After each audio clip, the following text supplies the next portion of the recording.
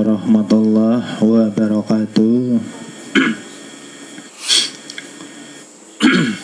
Kami ucapkan terima kasih sebelumnya kepada Bapak Ibu dan adik-adik yang dimuliakan dan yang dirahmati Allah Subhanahu wa taala.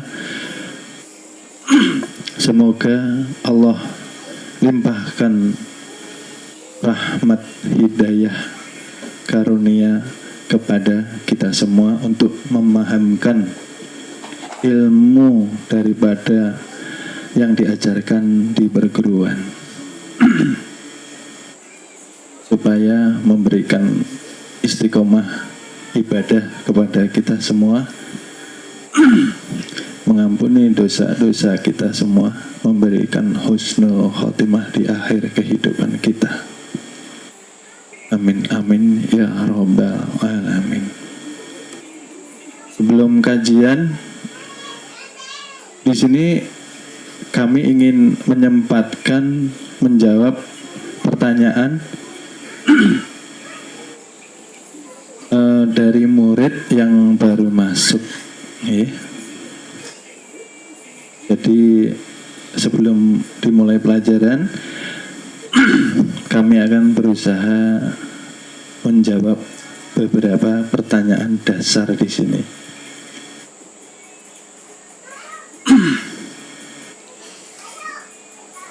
Pertanyaan yang pertama ialah,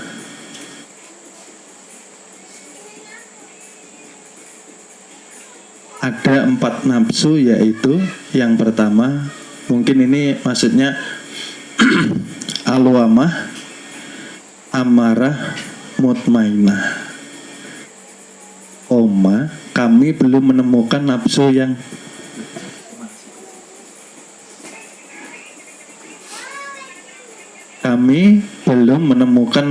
yang ketiga. Mungkin yang dimaksudkan nafsu supiyah, ya. Nafsu supiyah itu yang pertama sudah kami jawab. Namanya nafsu supiyah, nanti kami jelaskan di pelajaran. Yang kedua, di video yang kami tonton tentang sholatul daim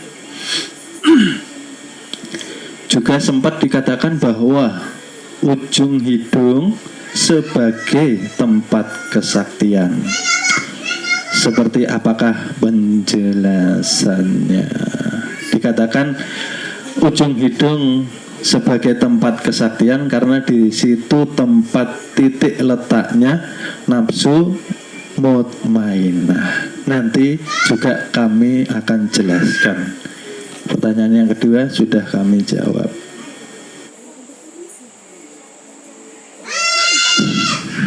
Dan yang ketiga, bolehkah kami cerita ke sesama manusia karena kebutuhan sebagai makhluk sosial, bukan karena ingin minta ditolong oleh mereka? Oh, maksudnya curhat ini mungkin ya.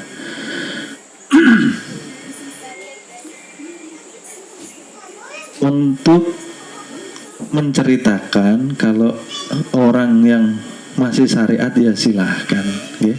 Tapi kalau sudah belajar ilmu makrifat, harusnya kita belajar bergantung kepada Tuhan saja, karena Tuhan nanti akan mengirimkan pertolongannya melewati hamba-hambanya.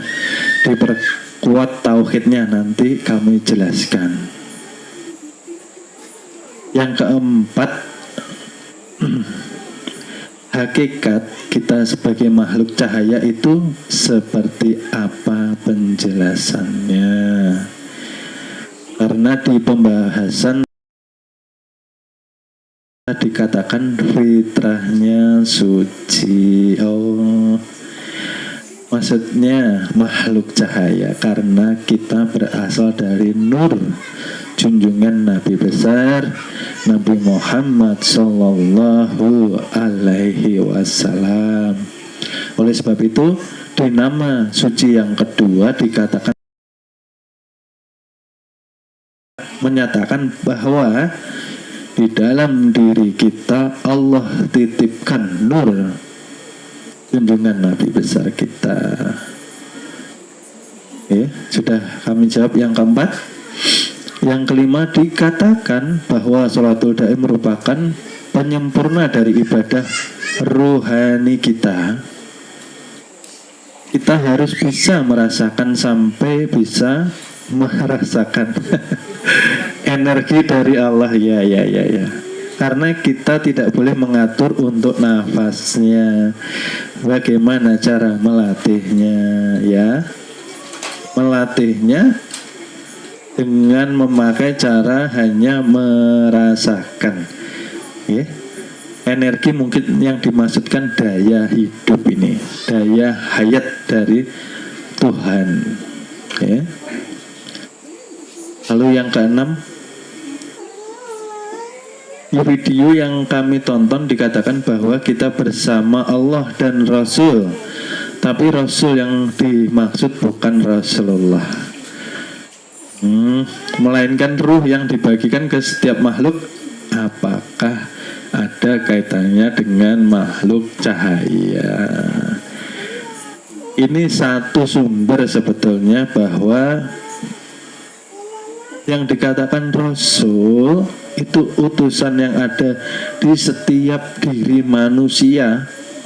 Dikatakan makhluk cahaya karena berasal dari nurnya juga. Mungkin ini saja 6 pertanyaan. Nanti saya uraikan secara jelas di pelajaran. Terima kasih atas ilmunya. Terima kasih kembali. Saya kembalikan pada yang punya ini. Baik.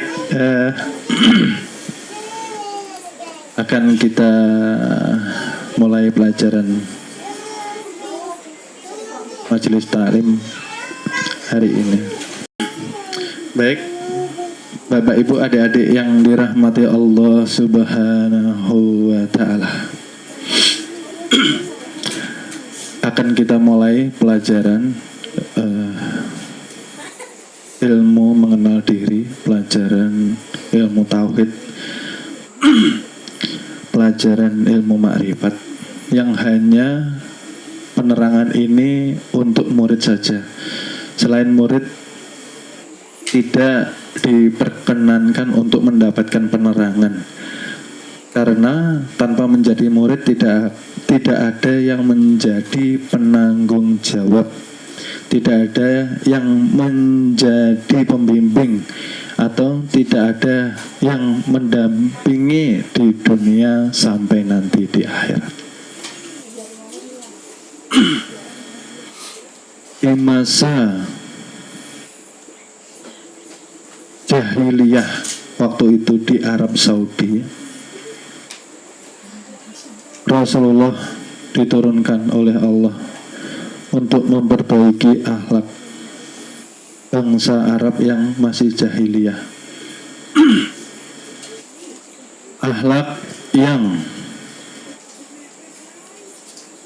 belum terbimbing ke arah ketuhanan. Sewaktu di zaman jahiliyah itulah manusia zahirnya, syaitan hatinya, binatang buas perbuatannya. Semua penuh kamuflase, semua penuh kemunafikan. Allah turunkan kekasihnya untuk memperbaiki akhlak umat manusia melalui pelajaran akidah dan tauhid, untuk mengenal hakikat diri agar merubah akhlak umat pada waktu itu. Karena syariat diturunkan 11 tahun setelah pengangkatan Nabi dan Rasul, Allah menurunkan junjungan Nabi besar untuk mengajarkan kepada manusia siapa Tuhannya. Terima kasih, semoga Allah memberikan hidayah kepada kita semua.